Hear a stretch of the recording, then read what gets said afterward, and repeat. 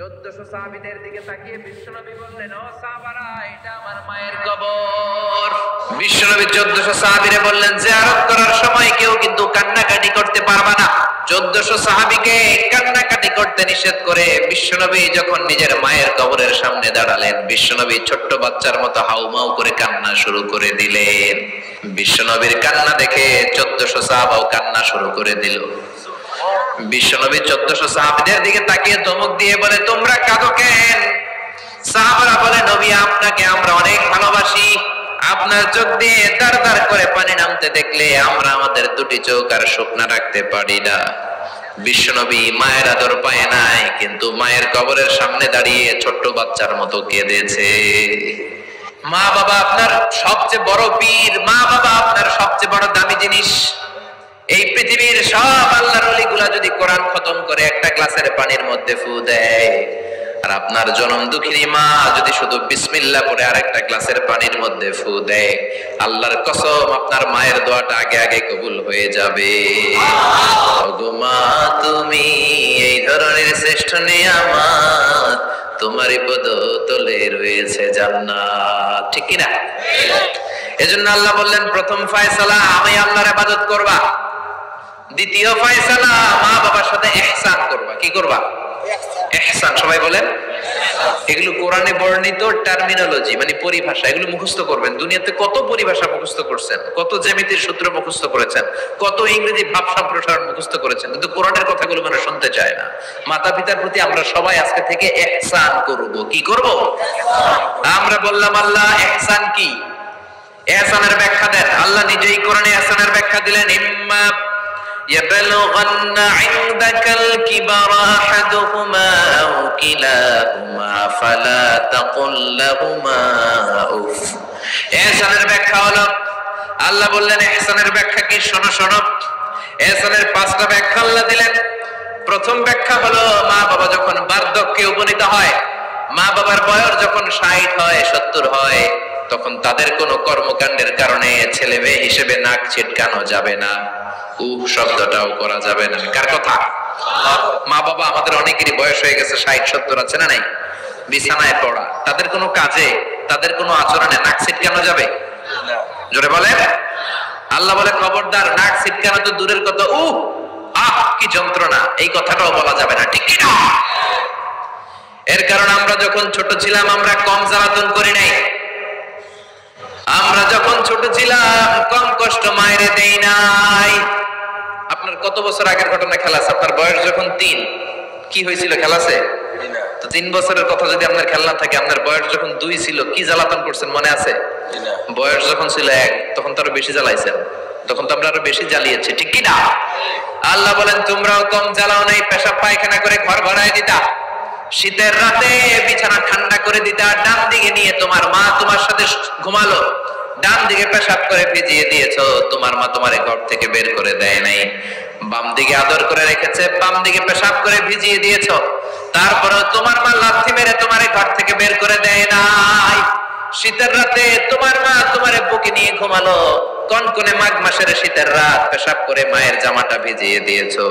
রাত 3টার দিকে মা উঠে জামাটা চেঞ্জ করে নতুন জামা পরে তোমারে কোলে নিয়ে ঘুমিয়েছে, তোমারে ঘর থেকে তাড়িয়ে দিয়েছে নাকি? জোরে বলেন না। মা তোমারে ঘর থেকে বের করে নাই, তাড়াতে নাই, এতিমখানায় ফেলে আসে নাই, রাস্তায় ফেলে আসে নাই। যেই মা বাবা তোমাদেরকে এত যত্ন করলো, এত আদর করলো, তাদের বার্ধক্যে কোনো কাজের কারণে নাক ছিটকাবা না, তাদেরকে তোমরা বৃদ্ধাশ্রমে দিয়ে আসবা না। কার কথা?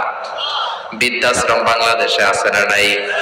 ছেলে আমার মস্ত মানুষ, মস্ত অফিসার, মস্ত ফ্ল্যাটে যায় না দেখা এপারে ওপার, নানান রকম জিনিস আর আসবাব দামি দামি, সবচেয়ে কম দামি ছিলাম একে মাত্র আমি। ছেলের আবার আমার প্রতি অগাধ সম্ভ্রম, আমার ঠিকানা তাই বৃদ্ধাশ্রম। ঠিক না? মা কেঁদে কেঁদে বৃদ্ধাশ্রমে বালিশ ভিজায়। ছোটবেলায় মারে কত যন্ত্রণা দিলা, কষ্ট দিলা, আজকে মনে নাই? বউয়ের পাল্লায় পড়ে মাকে তুমি বৃদ্ধাশ্রমে দিয়ে আসছো। খবরদার, যারা মা বাবারে বৃদ্ধাশ্রমে দেয় তারা বয়সে পৌঁছলে, তারা বার্ধক্যে পৌঁছলে, তারা যখন মা বাবা হবে তাদের কপালে বৃদ্ধাশ্রম থাকবে না, ঠিক কিনা? যে ডাকাত মা বাবার বৃদ্ধাশ্রমে দিয়ে এসেছো, তোমার কপালে বৃদ্ধাশ্রম নাই। ভাঙ্গা থালা হাতে নিয়ে তুই ভিক্ষা করে খাবি, চিল্লা এখন, ঠিক কিনা? আল্লাহ বললেন খবরদার, আমি আল্লাহর দুইটা ফয়সালা। প্রথম ফয়সালা ইবাদত হবে একজনের, তিনি কে? আর ইহসান করবা মা বাবার সাথে। আমরা বললাম ইহসান কি? আল্লাহ বললেন মা বাবা যখন বার্ধক্যে পৌঁছে, খবরদার তাদের কোনো কাজে নাক ছিটকাবা না, বৃদ্ধাশ্রমে দিবা না, তাদের খেদমত করবা। তোমার জীবনটারে উজালা করে দিবে কে? জোরে বলেন না। আল্লাহ বললেন ইহসানের 2 নাম্বার ব্যাখ্যা, ওয়ালা তানহারহুমা ওয়া কুল লাহুমা কাওলান কারীমা। মা বাবারে ধমক দিও না। কি দিও না? অনেকে মা বাবারে ধমক দেয়, কি দেয় না? জোরে কোন? সবার সাথে ভালো আচরণ, ঘরে ঢুকলেই মারে বকা দেয়, গালি দেয়, আছে না নাই? বাবারে ডাকে বুড়া, মারে ডাকে বুড়ি, আছে না নাই? তুমি কেমন করে বাবারে বুড়া ডাকলা, মারে বুড়ি ডাকলা? তাদের এই বয়সটা তো এমনি এমনি হয় নাই। তোমারে লালন পালন করতে যে তারা তাদের জীবন যৌবন হারিয়ে আজকে বুড়া বুড়ি, ঠিক কিনা? তোমাকে মানুষের মতো মানুষ করতে যে তারা তাদের জমি হারালো, তোমারে বিদেশ পাঠাতে যে তারা তাদের ভিটে মাটি হারালো। খবরদার এরকম দয়াময় মা বাবাকে ধমক দিও না। কার কথা? ওয়ালা তানহারহুমা। 3 নাম্বার ব্যাখ্যা আল্লাহ বললেন ওয়াকুল লাহুমা কাওলান কারীমা। মা বাবার সাথে কোমল আচরণ করো, মোলায়েম ভাষায় কথা বলো, নরম ভাষায় কথা বলো। কি ভাষায়? নরম ভাষায়। অনেকে আছে দেখবেন সবার সাথে খুব মিষ্টি আলাপ, বন্ধু বান্ধবের সাথে ভালো আচরণ, বাজারে গেলে ভালো আচরণ, স্কুলে ভালো আচরণ, ঘরে ঢুকলে মায়ের গালি দেয়, আছে না নাই? বাপারে গালি দেয়, আছে না নাই? ফ্যান্সি দিলে টাকার জন্য মারে লাথি মেরা ঘর থেকে বের করে দেয়, এরকম ডাকাত আছে না নাই? আল্লাহ বললেন খবরদার, যত ভদ্রতা তুমি জানো, যত নম্রতা জানো, যত কার্টিসি তুমি জানো, সব কার্টিসি তুমি তোমার মা বাবার জন্য খরচ করবা। এরপর আল্লাহ বললেন ওয়াখফিদ লাহুমা জানাহাদ যুল্লি মিনার রাহমাতি ওয়া কুর রাব্বিরহামহুমা কামা রাব্বায়ানি সাগীরা।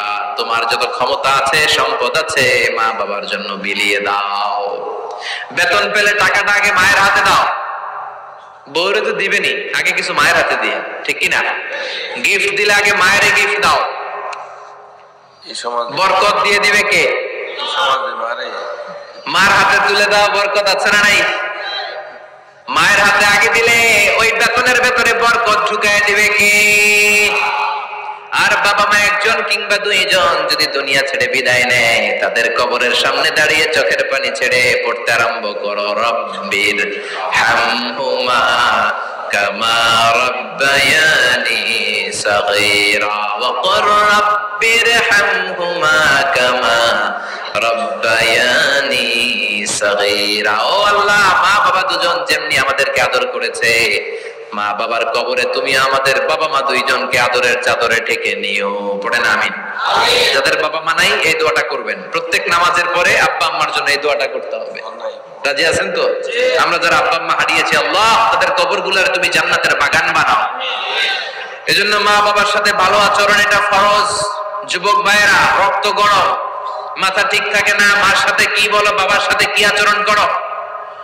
যেই বাবা মা তাদের জীবন যৌবন শেষ করলো তোমার জন্য, খবরদার ওই বাবা মারে গালি দিও না। তুমি নামাজি হতে পারো, তুমি আল্লাহর ওলি হতে পারো, হাজী সাহেব হতে পারো, কিন্তু মা বাবা যদি তোমার উপর না খুশ হয়, তোমার দুনিয়াও শেষ, আখিরাতও আমও শেষ। সালাও। এজন্য বিশ্বনবী বললেন সবচেয়ে ভালো আমল মা বাবার সাথে ভালো আচরণ। আরবিতে এটারে বলে বিররুল ওয়ালিদাইন। কি বলে? এক সাহাবী বলল, নবী আইয়ুল আমালি আফদাল, এই পৃথিবীর বুকে সবচাইতে সেরা আমল কোনটা? বিষ্ণু বললেন 3টা। কয়টা? 1 নম্বরে as-সালাতু ফি ওয়াক্তিহা, সময় মতো নামাজ। আযান হওয়ার সাথে সাথে নামাজ পড়বা, এর চেয়ে ভালো কাজ আর নাই, ঠিক কি না? সালাতে কায়েম করো, সালাতে কায়েম করো, হবে সম্মানী তুমি, হবে জান্নাতি তুমি, হবে সম্মানী তুমি, হবে জান্নাতি তুমি। দিবে কাল হাসরে শীতল ছায়া আরশে আজিম, রাব্বিয়াল আলা রাব্বিয়াল আযীম। সুবহানাল্লাহ পড়েন। 1 নাম্বার হলো as-সালাতু ফি ওয়াক্তিহা, সময় মতো নামাজ পড়া। 2 নম্বরে বিররুল ওয়ালিদাইন, মাতা পিতার খেদমত করা। 3 নম্বরে আল জিহাদু ফি সাবিলিল্লাহ, আল্লাহর রাস্তায় জিহাদ করা। আল্লাহর রাস্তায় জিহাদের দরকার আছে না নাই? আছে। এই 3টা আমল সেরা। নামাজ যেমনি সেরা, মাতা পিতার সাথে ভালো আচরণ সেরা, জিহাদ করা সেরা। আরেক বর্ণনায় বিশ্বনবী বললেন মা বাবার খেদমত করা জিহাদের চেয়ে বেশি দামি। আল্লাহু আকবার। এক সাহাবী বললেন ইয়া রাসূলুল্লাহ আস্তাযিনুকাল জিহাদ, আমি জিহাদে যাওয়ার অনুমতি চাই। বিশ্বনবী বললেন বাবা মা কেউ বেঁচে আছে নাকি? সাহাবী বললেন আছে। বিশ্বনবী বললেন যাও ঘরে ফিরে যাও, ফাফিহিমা ফাজাহিদ, বাবা মার খেদমত করো। বাবা মার খেদমত করলে ঘরে বসেই জিহাদের সওয়াব পাবা। কি নিয়ামত চিনি না আমরা, বুঝি না। যতদিন থাকে ততদিন বুঝি না। বটবৃক্ষের মতো আমাদেরকে ছায়া দিয়ে রাখে, আদর দিয়ে, সোহাগ দিয়ে, পরামর্শ দিয়ে, বিপদের সময় আগলে রাখে। ছাতার মতো মাথার মধ্যে, মাথার উপরে দাঁড়িয়ে থাকে। যার মা নাই সে বুঝে মা না থাকার কি জ্বালা। বন্ধু চলে গেলে বন্ধু পাওয়া যায়, বউ চলে গেলে বউ পাওয়া যায়, টাকা চলে গেলে টাকা পাওয়া যায়। জনম দুঃখিনী মা যদি দুনিয়া থেকে একবার বিদায় নেয়, ওই মারে আর পাওয়া যাবে নাকি? জোরে বলেন।